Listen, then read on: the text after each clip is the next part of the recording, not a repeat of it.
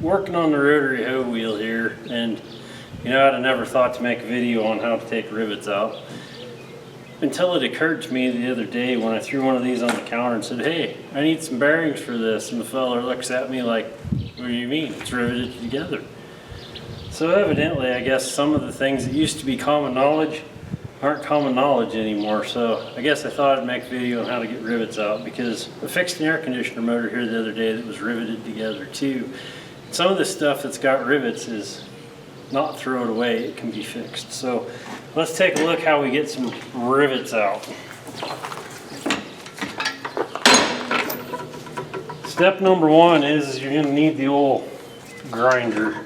We're going to grind the head of the rivets off. If you're an old timer, the way they used to do this when men were men, they just take a chisel and shear the head off.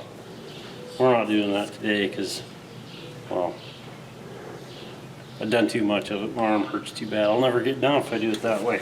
So we'll do this instead.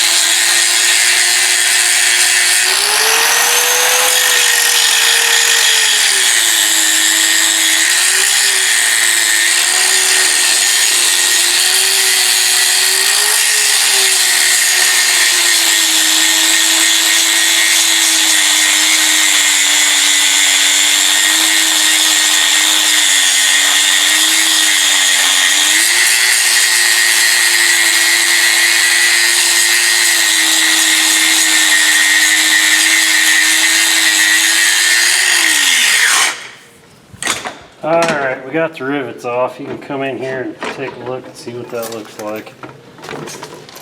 Now here in the real world where I'm at, you can just barely see a ring where the rivet head is. I don't know how it shows up on camera, but one of the most important tips I can give here is when you're doing rivets, it's really important now at this point to support the backside. You want the backside well supported. We ain't got a whole lot more gap there than our bearing or our rivet.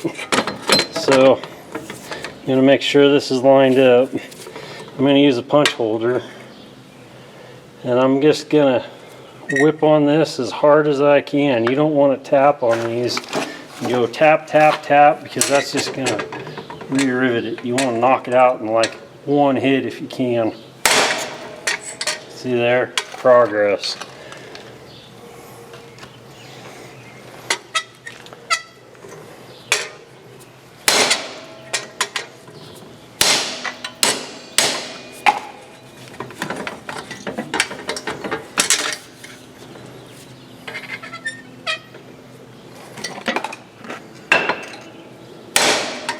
Oh man,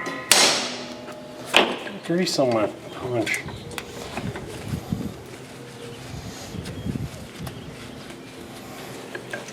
Anyway, the difference between giving these a good hard hit and having them well supported and not having them well supported and tapping, it'll start to re-rivet and then it'll be even harder to get out. So remember, well supported on the backside and give it just the biggest hit you can give it.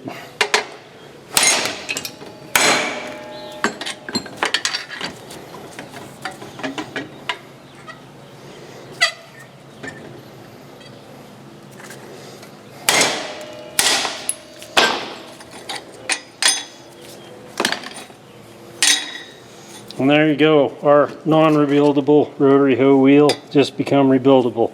Now it's pretty simple from here on out. Put a new bearing in, and then you put bolts and nuts in place of the rivet. So there you go.